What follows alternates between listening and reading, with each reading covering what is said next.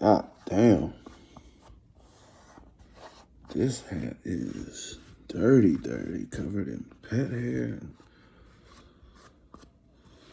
all kind of shit. Check out my gray hair, though. What's up with that gray hair, though? Losing the way that I lose. I get gray hair. All right. To the lecture at hand.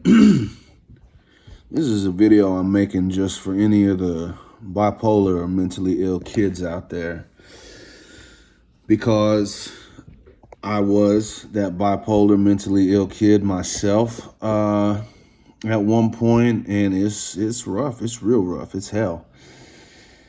And I want to put this out there for you to let you know, A, that there are other people out there who've gone through what you're going through and who do feel you and understand it. And then B, just get my little story off my chest, hopefully reach some catharsis for myself, and hopefully, you know, if I have the chance to share this with anyone one day or put it out on the YouTube page, then I would love it if it helps somebody in any way, even if it just helped them to feel like, all right, that person kind of probably maybe understands where I'm coming from a little bit. So, you know, mental health issues. I have bipolar, you know, and I have, you know, who knows? My feeling is us mentally ill folk, it's the wrong time to be mentally ill. You know, we don't have, there's still a lot of taboo on it, a lot of stigma. We don't have the proper things in order to take not only take care of us, but how about properly diagnose us and medicate us and things like that and help us. So I have mental illness, and I've been dealing with it, I guess you say maybe my whole life, but certainly starting middle school age for sure is when the stuff started popping up. And so let's get it all out there right now. So when you read, you know what I'm saying, the symptoms, you just go down the checklist of the things they say that bipolar kids do, you know what I'm saying? And I was doing all of it. All of it was me. You know, I was staying in trouble. I got in a lot of fights, you know, cussing teachers out, skipping school and shit, you know, got arrested at 15, went to jail at 15. Went to mental hospitals at 15, you know, was sexually active from a young age, from too young of an age, you know, sexually active in middle school. I was cutting myself in middle school. The cutting got pretty bad. I mean, I carved my arm up.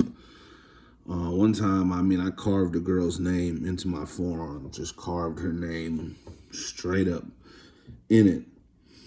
You know, and so now, as an adult, as a 36-year-old man who worked as an educator for 5 years, you know, the impetus for me wanting to become an educator and wanting to go back to the school that I attended as a kid and where my mom has been for 41 years is because I went through so much as a kid. And so I want to be there for the kids and do anything I can do to give them the tools and the strength and just the spirit, the courage, mental fortitude, and the will, you know, to just make it in life. And I want them to have the tools that I didn't have. And I want them to have an adult in their life who they feel like they can talk to and who they can trust and who they feel like they can come to the way you would come to a parent or an uncle, a relative, a teacher, whatever, but also someone they can be friends with who they feel like understands them and they can be themselves around, you know? So as an adult, looking back at like the things I was doing and the way my life was going and everything, like I cannot imagine what it must be like for a parent to have their son walk out into the kitchen and just, you know, I just walked out like once I finally, the adrenaline rush faded and the pain started to seep in and I was like, oh, I don't feel like cutting myself no more, to see your 14-year-old son walk out in the kitchen and just his whole forearm is just bloody as shit and just he's carved himself up. I mean, I can't imagine, when I was 13, the summer between 7th and 8th grade, my parents thought I went missing one time and I put a missing persons thing in, and they were going around with photos of me, asking if people had seen me and shit like that. And I had met a girl at the park, and I was losing my virginity somewhere else in the park at 13 years old. This shit was stupid. And as an adult now, I just can't imagine how stressful and distressing that must be when that's your child, right? But therein lies the problem. One of the big problems, because this is something folks need to understand, and I think they will in the future. When you're 13, 14, 15 years old to begin with, even if you don't have mental illness, your hormones are going crazy. You probably think everything in your life is life or death. You probably think you're in love with your little 14-year-old boyfriend or girlfriend.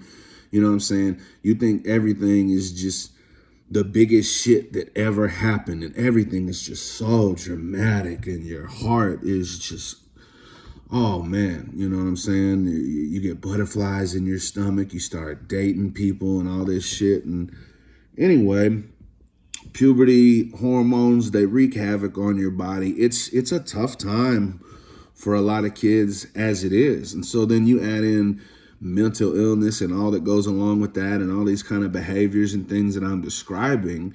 And it's natural that parents would freak out and just be like, I don't know what to do. Oh my God, my kid is fucking crazy.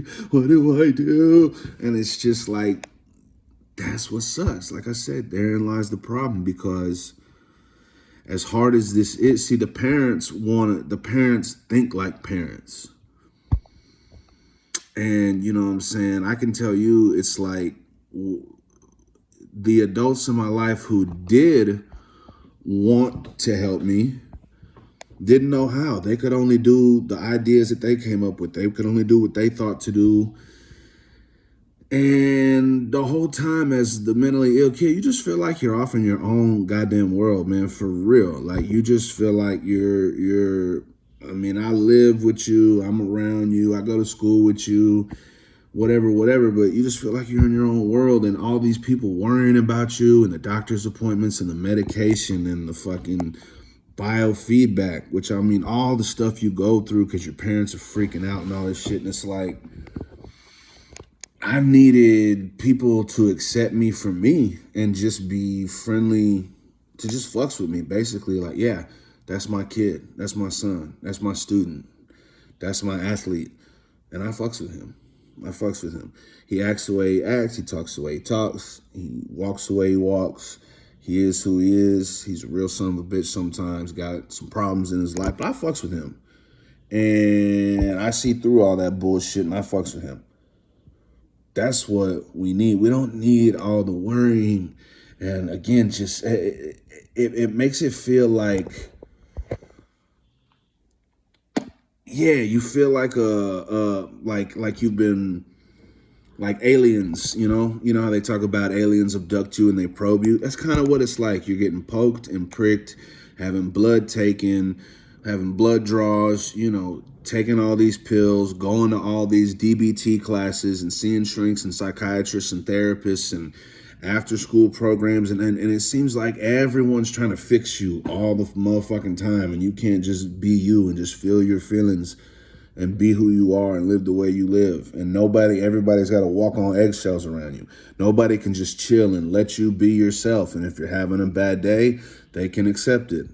And then tomorrow when you have a good day, they don't need to be like scarred from the day before. They understand that today's a new day, and whatever happened yesterday, maybe I was screaming and bouncing off the walls and fucking shit up, and that was hard on you, but damn, it'd be great if you could, happiest animal in the world is a goldfish because it has a 15-second memory or whatever Ted Lasso said, We forget about that shit. We go through so much crazy fucked up shit all the time that we have to forget it and move on. Then like if every time I had a bad day and some real fucked up shit went down, if I decided to dwell on that shit, I would never get anything accomplished ever in my life. We mentally ill people, and especially kids, we have to have that bounce back.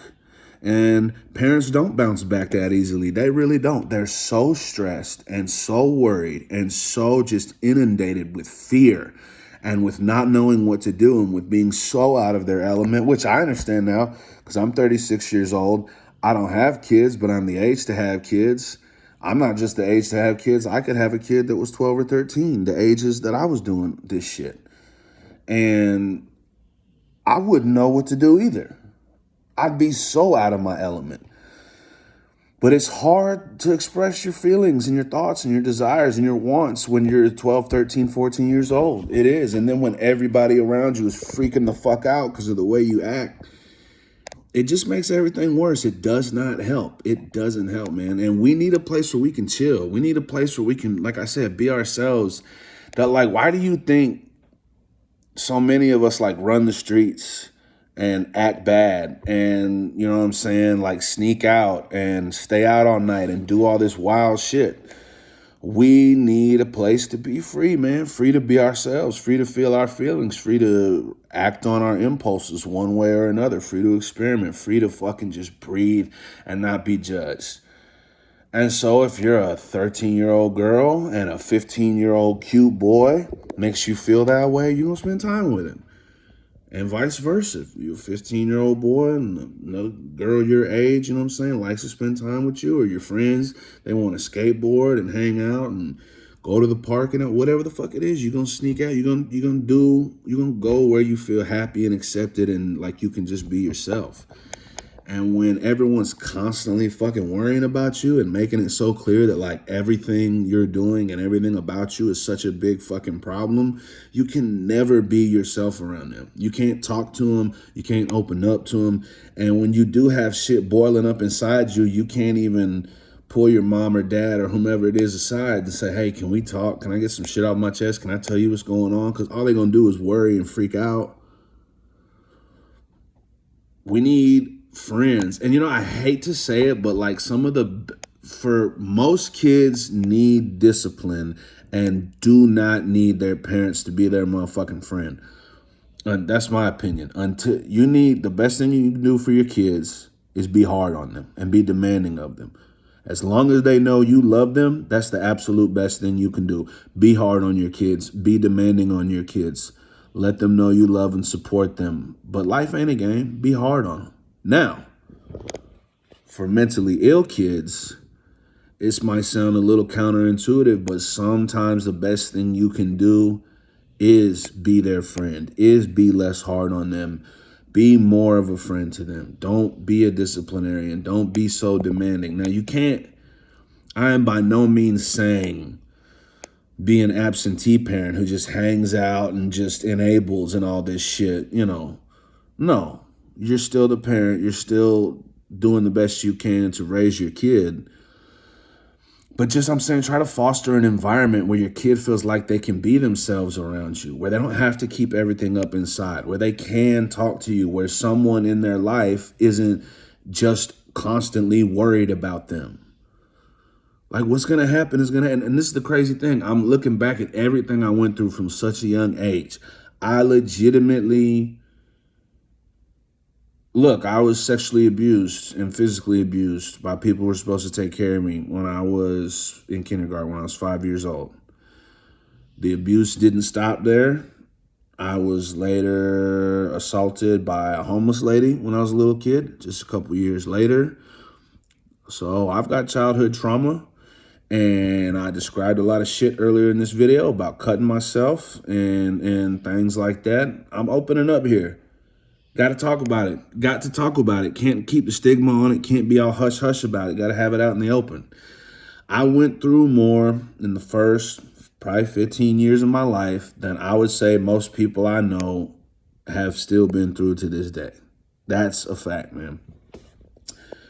But I'm not only still here standing, a lot of motherfucking people really like me and look up to me and appreciate my insights and my thoughts on things. And I know that when I was able to work, I was an outstanding educator, and I cannot wait to get back to doing my calling again. So I survived, man. I survived, and I would have not only survived, but potentially even thrived if I had the kind of support that I needed, which was not the kind of support that any adult was coming up with. None of the adults around me were coming up with the type of support I need. And once you lose your kid, once they don't want to talk to you, once they don't, it's so hard to get that back. And from that point, it's so hard to make progress and to get let in, because the people they're going to talk to, the people they feel comfortable with. And like I said, if you got a 13-year-old daughter and she don't feel like she can talk to you, she's going to talk to that 15-year-old boy. She's going to talk to her own dumbass friends, you know? And that's the other thing, is that like so many kids go through stuff in these puberty ages. And then once they make it out and they start hitting 17, 18, they really come into their own. They go from that adolescent to that juvenile to that young adult stage, those stages, man. Like most kids do that. It's rough a lot of the time from 12, 13 to 16, 17. And doubly, triply so for a mentally ill kid. You know what I'm saying? So I hope something I said in this video can make some sense to somebody, help somebody out, whether it's an adult, a caretaker, a friend, somebody who is mentally ill, especially the kids, like I said, because it's just tragic. It's very sad and like tragic. It is to have parents and adults who want so badly to help these children who they love and to not know how. And for these children, these just, you know what I'm saying, just innocent kids who didn't ask to be this way, but who for one reason or another are the way they are, to feel like all the adults in their life just worry about them and judge them and think lowly of them and think poorly of them and judge their actions and disapprove of their actions and are mad and upset, don't have nobody to talk to. Both parties at some stage, if not through and through, love each other and want a good, healthy relationship and a good, happy life. And they just don't know how to communicate because it's an extremely complicated situation that we are not up to speed with in 2021. And I don't know if I'll live to see the day when mental illness is taken as seriously as it should be, and when the safety nets and things are in place, and when this shit is not taboo, when this shit is out in the open and people can talk about it and get shit off their chest and we can make real progress. But while I'm here, I'm gonna do what I can to just spread the word that, you know what I'm saying, mental illness, don't treat nobody different than if they had Crohn's, diabetes, MS, whatever, man. Illness is illness, man. You know what I'm saying? And we got to get better at taking care of our mentally ill kids, man, because I know it seems so fucking drastic, and I guess a lot of the time it really is. But if we don't learn how to help these kids, then what are we doing? What are we doing? It's not okay. We're letting our kids down, man. And all kids need help. But my heart really goes out to the mentally ill kids out there, because I've been you and I've been in your shoes, and I know what it's like to not have nobody and to be so misunderstood and to have a kind heart, but to just feel like life is just shitting on you and nobody has your back and nobody understands you, even though they want to. So let's talk to each other. Let's be there for our kids. Let's try and do better, and just love and support your kids no matter what. Even if it's no matter what they're going through, man, you got to understand that every judgmental glance, every heated conversation that the parents have in the kitchen when they think the kids aren't listening, every fucking teacher's meeting, every time you get suspended or ejected from a game, all the bad shit, the kids remember all of it, man. And it starts to pile up. The love and support needs to outweigh the judgment and the disappointment. That's the main thing. That's the main thing. Even if you don't understand your kid or don't agree with your kid, you got to love and support that kid. Period. All right, I'm B. Ross. I hope this helps somebody. Take care.